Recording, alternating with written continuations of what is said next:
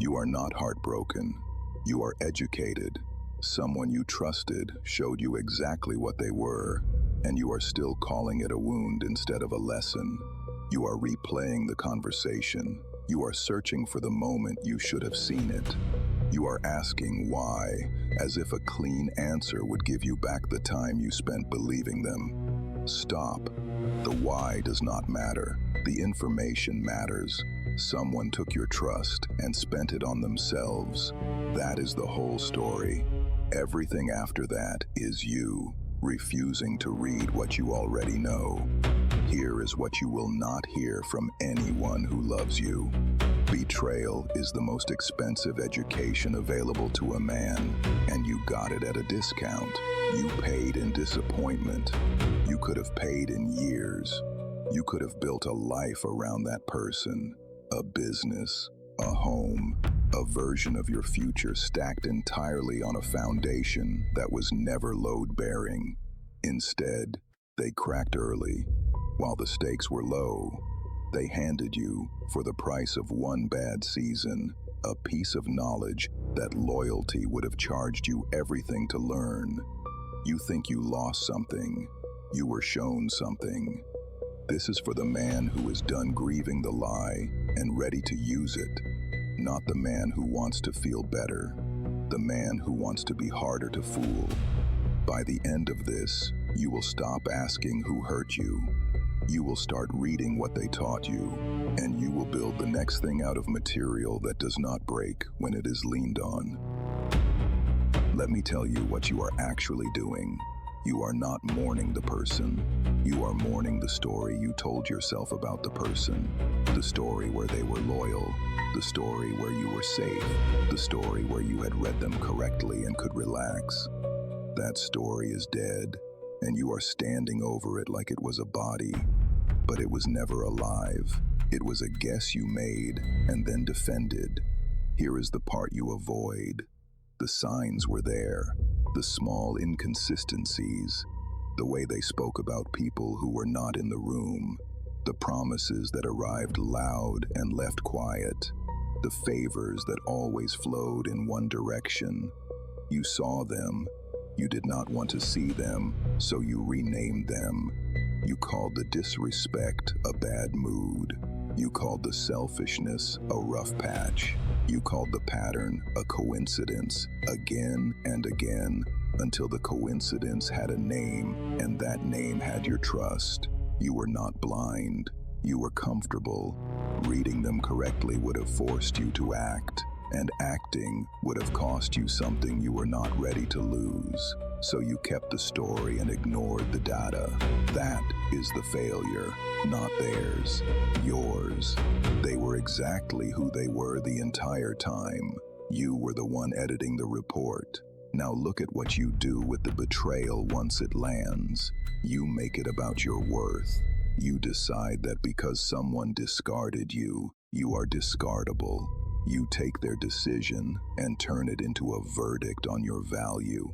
That is backwards. Their betrayal is not information about your worth. It is information about their character. You learned what they will do under pressure. You learned where their loyalty ends. You learned the exact price at which they will sell a relationship. That is a fact about them. You took that fact and wrote it on your own forehead. Stop doing that. You also do this. You generalize. One person proved untrustworthy, so now you decide everyone is. You build a wall and call it wisdom. You confuse paranoia with discernment. That is not strength. That is a man who got hit once and decided to flinch forever. A flinch is not a strategy. Now the harder one. You secretly enjoy the role of the betrayed. It is clean. It makes you the good one.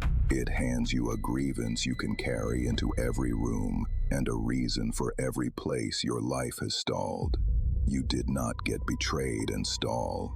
You got betrayed and chose to make it the headline. Marcus Aurelius wrote that the best revenge is to not be like the one who wronged you. Read that slowly. Not louder grievance, not a colder heart, Not a man who now treats everyone the way one person treated him. The opposite. You answer their smallness by becoming someone their behavior cannot reach. But you are not doing that. You are nursing it. You are letting one person's character set the temperature of your entire life. And here is the cost of that. Every day you spend rehearsing the betrayal is a day you hand them for free that they did not even ask for. They took something once. You are now giving them your attention every morning, your focus every night, your future in installments. The first theft was theirs.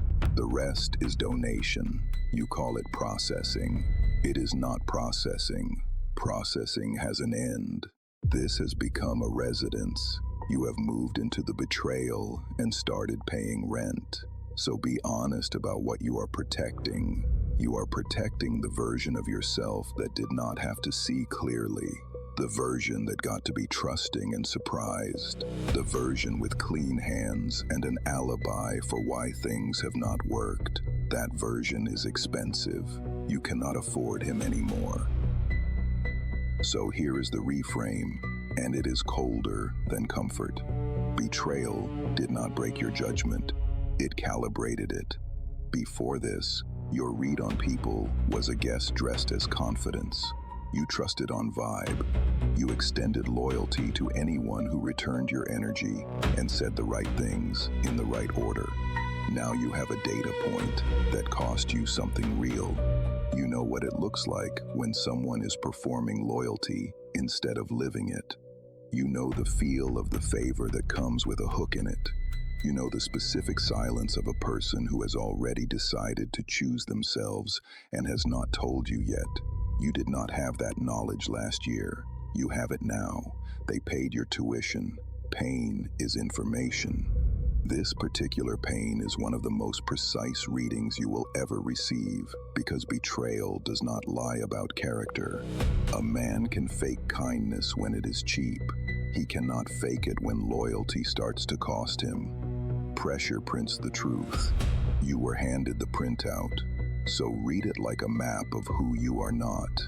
You are not the man who sells out the people who trust him. You felt the cost of that from the receiving end, and you know now, in your body, that you will not become its source. That is not a small thing to know about yourself. Most men never find out until they are the ones holding the knife. You found out for free, and that knowledge changes what you are able to give. A man who has been spent like currency learns the exact weight of the trust he asks other people to carry. You will hold theirs more carefully now. You will promise less and keep more. That is not damage, that is precision. And here is the second use of the map. It does not only show you who they were, it shows you exactly which of your own habits made you reachable.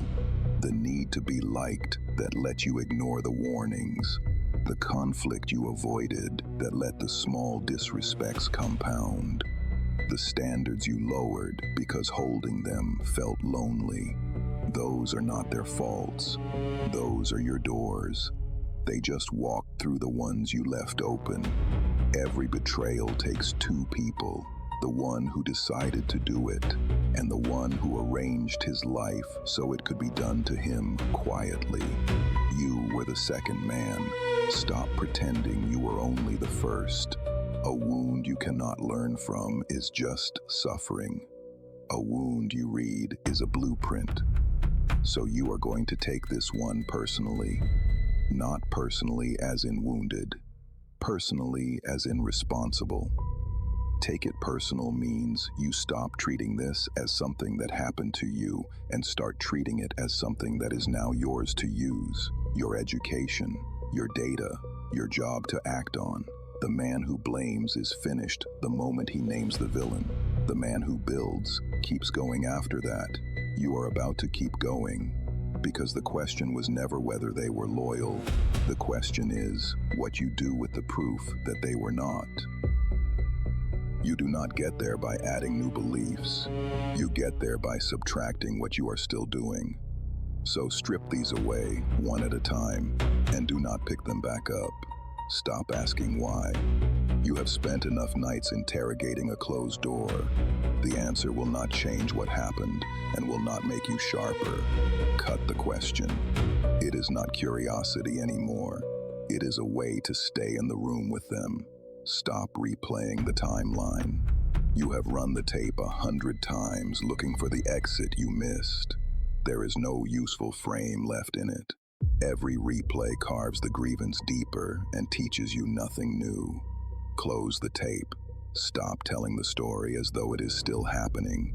It happened. Past tense. Every time you narrate it in the present, you reach into a finished season and drag it into today, a day it has no claim on. Put it where it belongs, behind you, then turn around and face the direction you are actually walking. Stop confessing it to people who feed on it. Some people in your life do not want you to heal. They want the story. They lean in when you bleed and lose interest when you grow. Stop performing the wound for an audience that is entertained by it. Stop calling your suspicion wisdom. Walling off the entire world is not discernment. It is one person's betrayal, generalized into a cage you built and then locked from the inside. Discernment is reading people accurately. Paranoia is refusing to read them at all. Drop the wall. Stop taking their character as a verdict on your value. What they did describes them. It does not describe you. A man does not become worthless because someone with low standards declined to honor him. Cut the line that runs from their choice to your worth. It was never connected. Stop waiting for the apology. It is not coming, and if it came, it would be a sentence, not a repair. You have outsourced your closure to a person who already proved they do not act in your interest. Take it back. You do not need their words to close this. You need your decision. Stop measuring your recovery by how you feel. Feelings lag. They will keep reporting grief long after you have made the correct decision. If you wait to feel healed before you act, you will wait the rest of your life. Act first. Build first. The feeling follows the action. It does not lead it, and it does not get a vote. Stop rehearsing revenge. Revenge keeps them central. It keeps your eyes backward and your energy spent on a person who has already cost you enough. The cold version of revenge is silence and distance and a life they no longer have access to. Stop scripting the scene where they finally see what they lost. Build the life, skip the scene. Stop trusting on vibe. You used to extend loyalty for a smile and a few right words. That setting is what got you here. Replace it.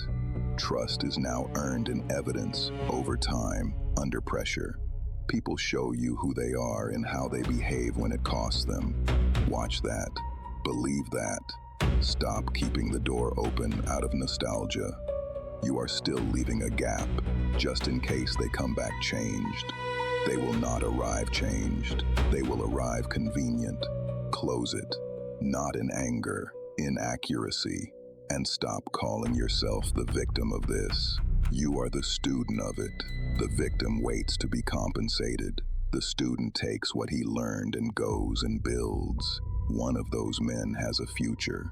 Choose which one you are by what you subtract today. When all of that is gone, look at what remains.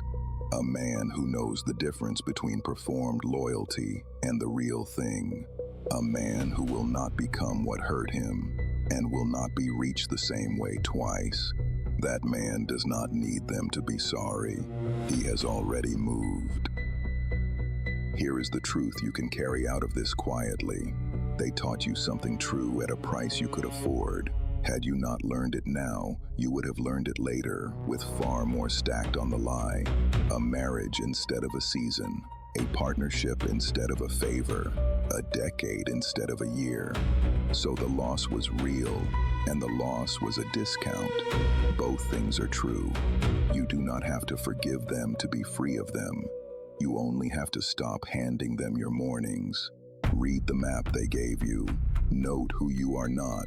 Note which doors you left open. Then build the next thing out of material that holds weight when weight is applied to it. Trust slowly.